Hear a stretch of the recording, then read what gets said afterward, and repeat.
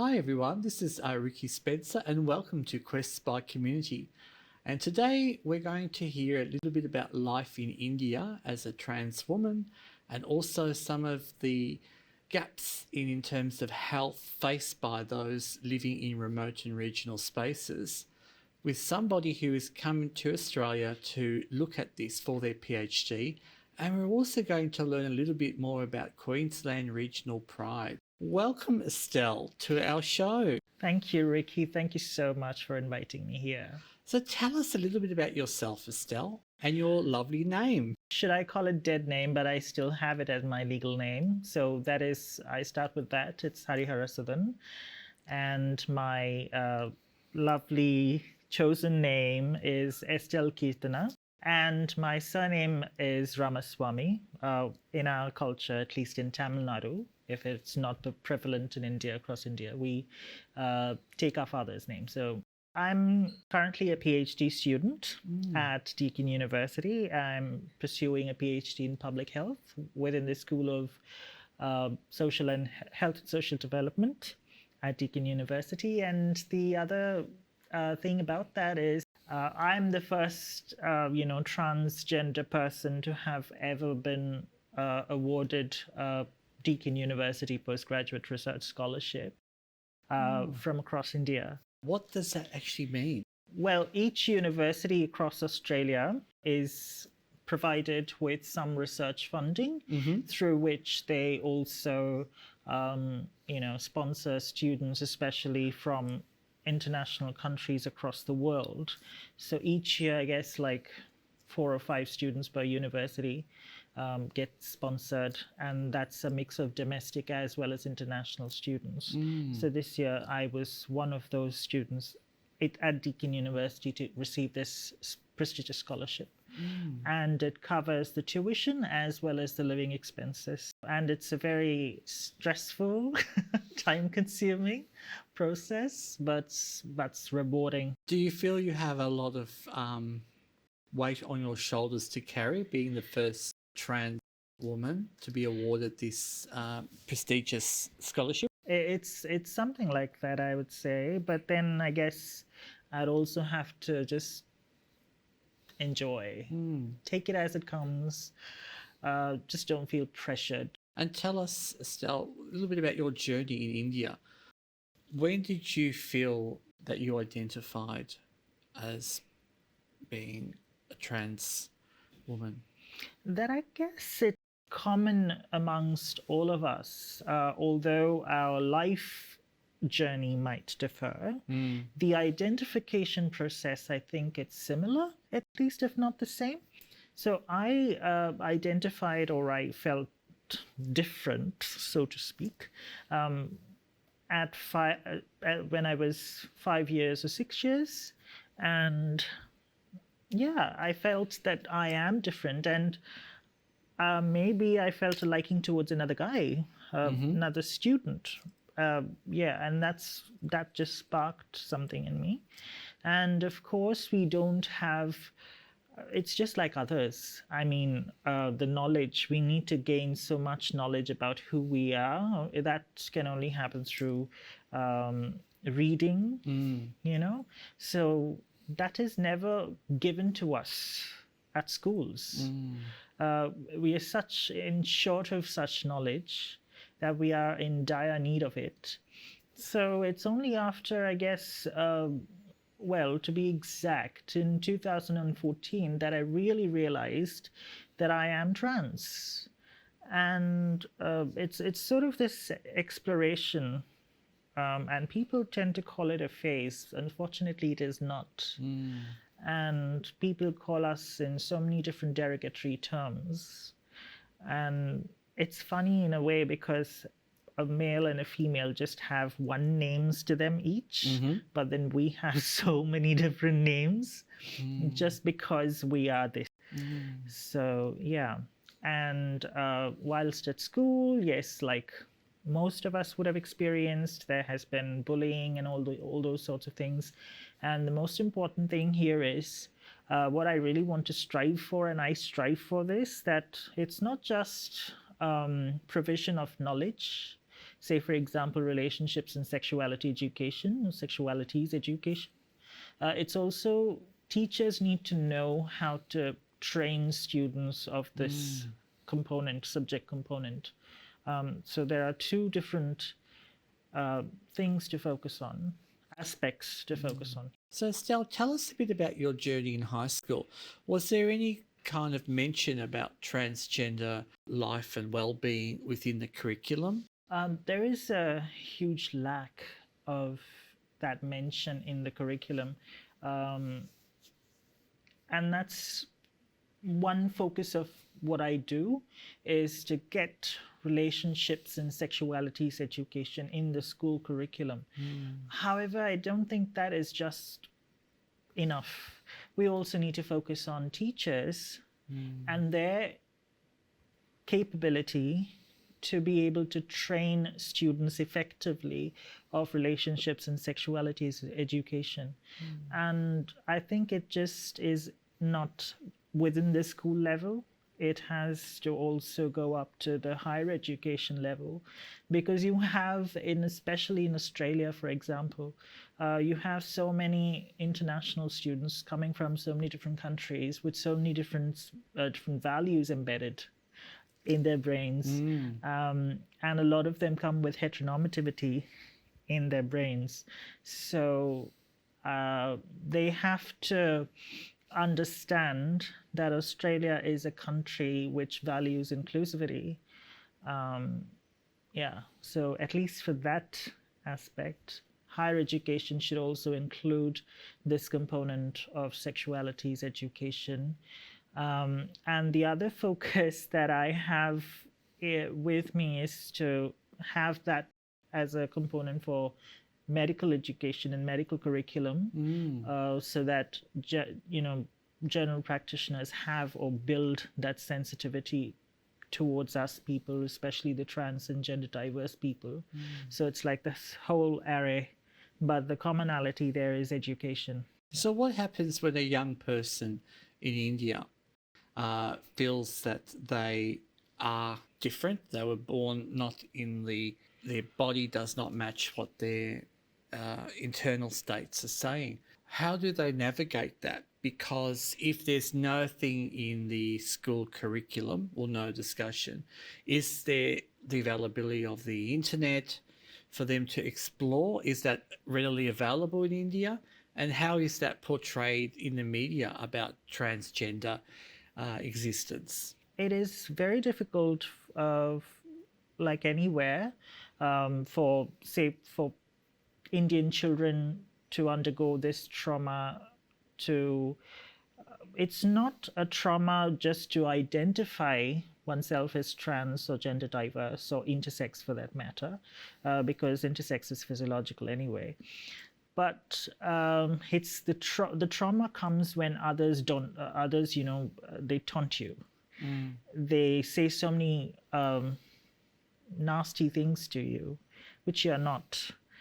That's the trauma for anybody to endure and move forward. And I don't think that the support system in India was not enough, but then now it's improving a lot, because India has it identified it, recognized transgender as a third gender in India, and that included intersex people as well, which is sort of an issue. But then at least they did that, and then there were other slew of other developments, such as the decriminalization of homosexuality at the Supreme Level Court, and so many others, and very recently the sex work was recognized as a profession. And what does that sort of mean for the sex worker themselves? It means that they have more security to start with. It means that they can start having their own labor rights. It means that they can start negotiating with the government for a minimum pay. But I don't know how many of them even know that they can negotiate for a minimum pay. And connecting that with the media, the portrayal of trans and gender diverse people in media, especially trans and gender diverse people. There was just before the this court ruling came that sex work is now recognized as profession. There was in Tamil Nadu, in regional Tamil Nadu, in a place called Trichy, where I stayed and did a research fellowship. So there was this person, a journalist, who just came there and just had some time to while away, during that time, what he did was he went in this huge bus station, and it seems he found a lot of condoms. And he immediately started painting this image saying that only trans women do sex work. But it's not, is it? Other genders, we have cis women do sex work. We have cis men do sex work. It's not just trans women. And even if it was trans women, why would they do it? And this is in India I'm talking about. Why would they do it? If these people had given them other sorts of work or better wages in other sorts of work, why would they resort to sex work? So that was hugely debated. And there's other element which is not seldom focused on is the pornography aspect. We are trans women. We are transgender persons, people. We're not she-males. We're not lady boys. And when I get asked, are you a lady boy? Are you a she-male? What are you? When I get thrown or asked of all those terminologies, I just laugh at myself. That's all I could do. And I begin educating people. This is how you need to call people. At least you give that much of respect to us. And a lot of times, despite us portraying that we are women, there are people who still, call me, hey, bro, how are you? Then I tell them, would you be comfortable if I called you sister? Then you can call me bro, I don't mind. So then they shut it. Pornography is so prevalent, and that is a part of when you learn about relationships and sexualities education. There is easy access to pornography at all ages. And there is easy access to, there was this on my Facebook, one of my friends was saying that there was one guy who has been shooting child sex pornography with their permission, and that was just really bad. So you see pornography taking its own avatars, incarnations in different ways.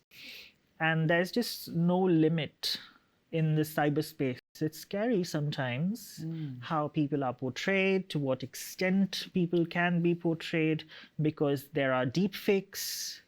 And there are so many different things with the the technology. So trans women and trans men in India, can someone obtain work if they publicly identify as being trans?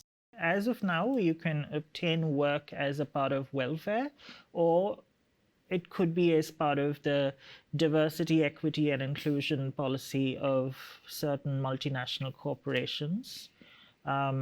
And if you are connected with them. Otherwise, why would there be so many trans women still wanting to do sex work if they have A, jobs, B, good pay?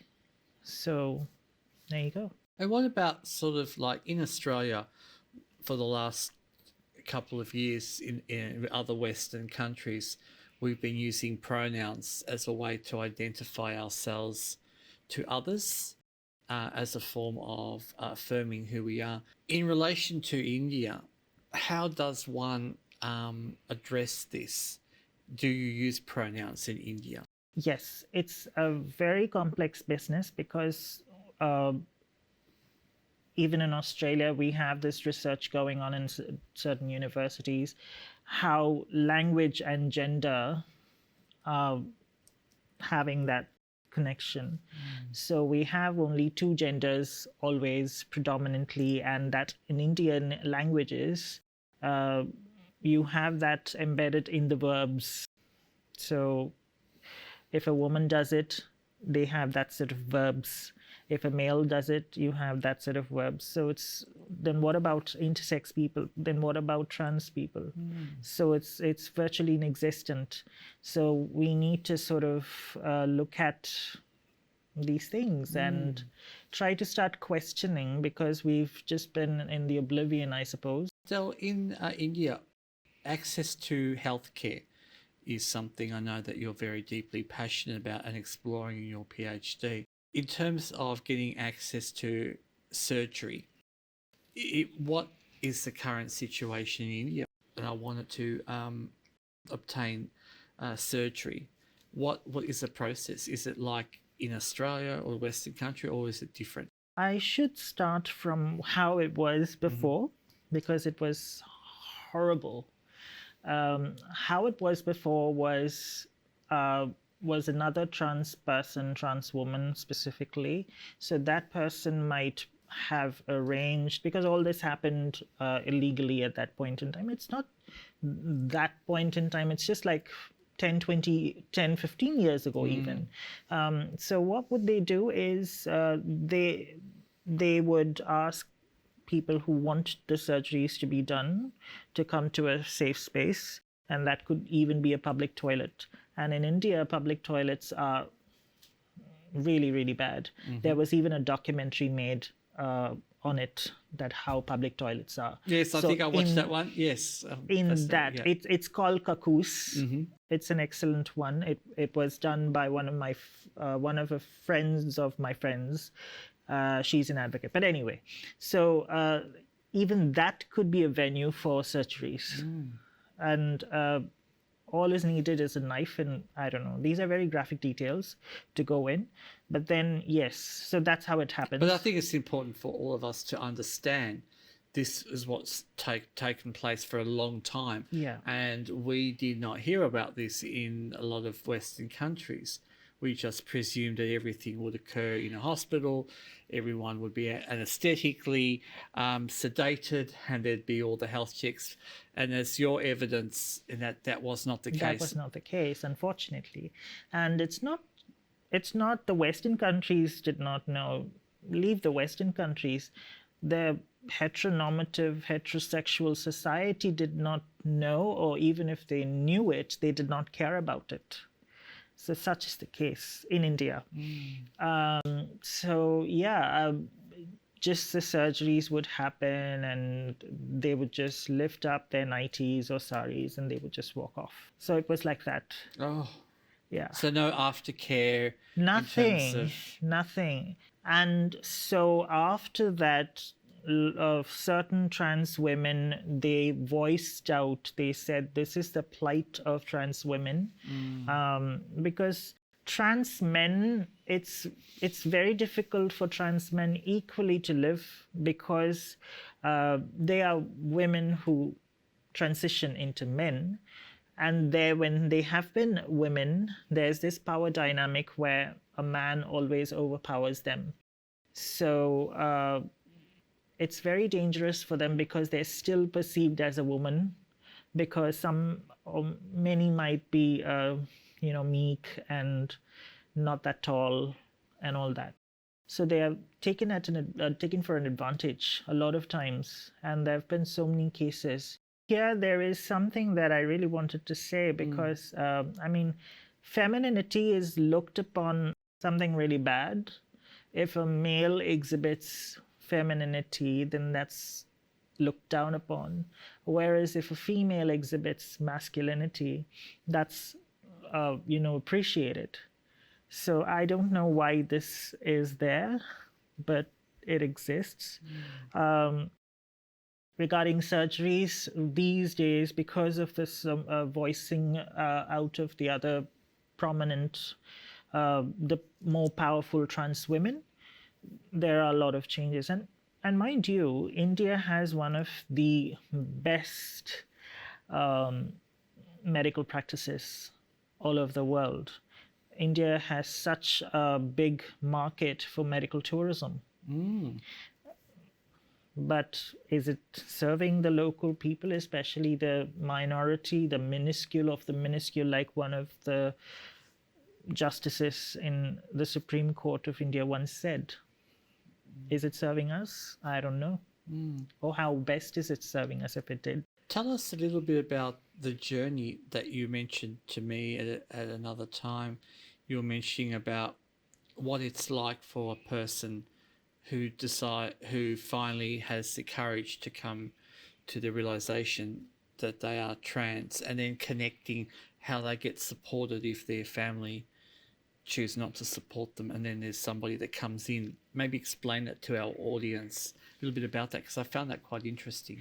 Yeah, actually this culture, I was taught about that, so I am able to speak about it, but it is really not that great, because it's basically a network marketing business, sort of. That's how I interpret it.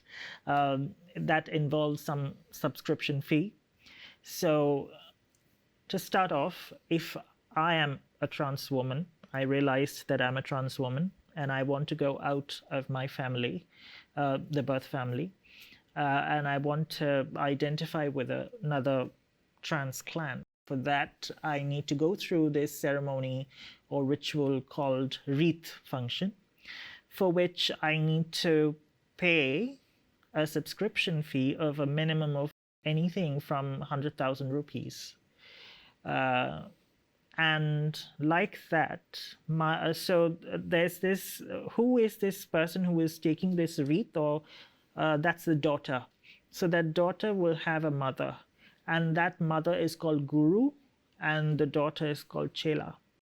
A lot of times, a Guru might have 10 or 15 or 20 Chelas. So you can imagine the business of wreath there. And if the Chela, the daughter, is not able to pay that money in full, or whatever quantity or amount of proportion or whatever, so they are subject to slavery. Yeah, dare I say, because the chelas will be asked not to pursue any education, not to go to any other, the normal jobs, the usual jobs. They are vehemently encouraged to pursue sex work. And there's another aspect to this, because a lot of times trans women they find sex work easier, especially when there is more availability of men seeking it, and there is better pay from that.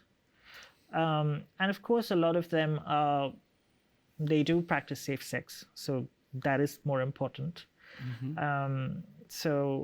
And another aspect, so the third aspect of this is, a lot of times transgender, becoming or being a transgender, has become modality to earn money through the business of sex work. One, they have fun. Two, they have money. So there are three different aspects to look at this. Yeah.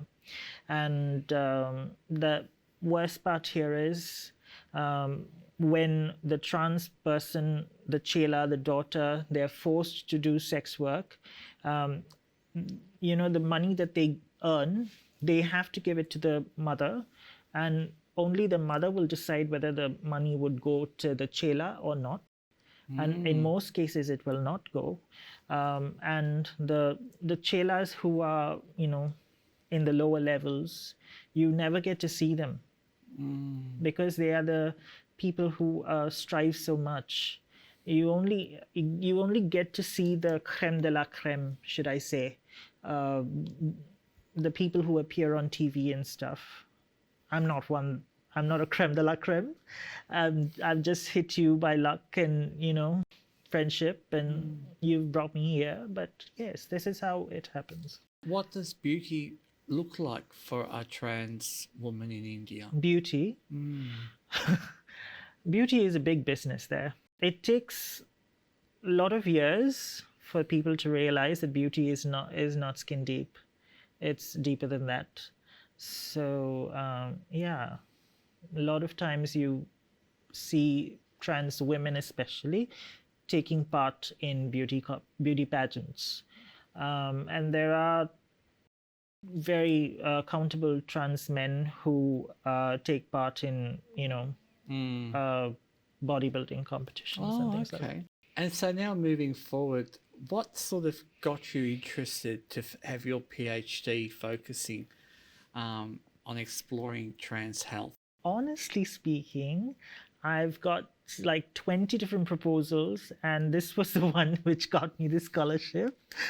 But even otherwise, I was interested specifically on trans issues. Like whichever I took, it was focused on trans issues. And right now, to talk about this particular issue, trans health, it has made it more interesting when I get to compare regional Victoria with regional Tamil Nadu.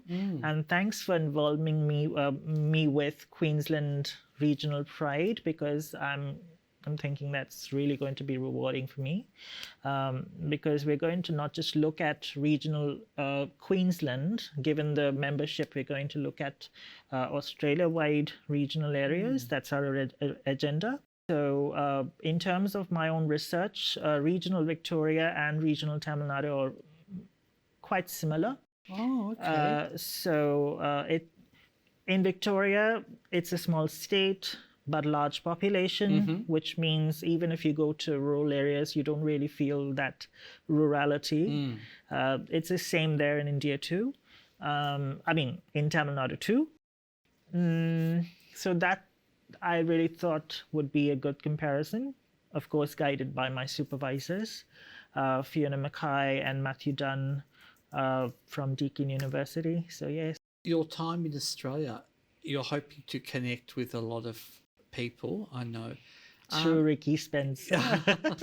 And for people listening out there who are interested to be involved with your research, can they get in contact with you? And especially if their cells come from India and they're wanting to affirm themselves as trans, do you feel that you would be able to create a space for them? Yeah, why not? I had a collective back home before coming here. So that is called Ardham, ARDHAM.org. So Ardham means meaning. So the aim of that collective is to create or engender gendered meanings, because our lives are gendered through gendered experiences, because our lives are gendered. And I wanted to, I was just like, hanging in the air, cat on the wall situation. I didn't know what I was going to do. So right now I figured that it has to be brought here to Australia, and maybe I could, it could be a safe space for culturally and linguistically diverse, trans and gender diverse people. And people can contact info@ardham.org or Estelle Keerthana, all lowercases, @gmail.com. Another area of interest that you have is, you mentioned before, in education, and you're really keen to see some changes. Where do you hope your research, Estelle, will take that in terms of the changes that you'd like to see? First of all, this very project that I'm pursuing in my PhD, that will inform future research projects in terms of, say, for example, medical education. That would be an avenue. This would inform that, because we will first come to know of what is lacking in whichever medical practice, say if it is gerontology, say if it is gynecology, say if it is obstetrics, whatever, obstetrics, neurology, endocrinology, whatever, what have you. These medical specialists, I'm looking at interviewing them. I'm looking at understanding what their pattern of treating people is, and if there is any hole, just fill that, or if there is any gap, just fill that. And that would, I hope, that would inform future research, which could be on reframing or redesigning medical curriculum, which is currently being pursued at University of Queensland. The University of Sydney, I think they're looking at, say, for example, if LGBTIQA plus medical students and medical practitioners are there, and their supervisors are heterosexual and whatever, and the professional dilemmas that they might face. So on that level, so I guess this might inform such projects too. And now, Estelle, where do you see Estelle in, say, 6 to 7 years' time? What would happiness look like for Estelle? What I think might be happy for me right now might be different then. But there's probably one constant. My mother, my husband-to-be, who is in India, and you all, my family, right here. So I really would love that I become a part of this community and be able to, contribute to a great deal. So that is something that I really look forward to. Well, Estelle, we are so blessed to have you in this country. I'm very blessed to be And here. we hope that we will gain a lot of deep information about how we can better work with our trans and gender diverse community in health spaces, especially in rural and regional localities throughout Australia, to ensure that everybody who seeks affirming healthcare is afforded that privilege of being respected, being valued, and being able to access a human right of just being themselves. Thank you so much for coming along today and hearing your lovely story. And we hope to see more of you in the future and about your journey. And again, anyone can reach out to Estelle and her lovely research work at Deakin University. This is Ricki Spencer, proud transgender First Nation sociologist, signing off. Have a lovely day. Thank you.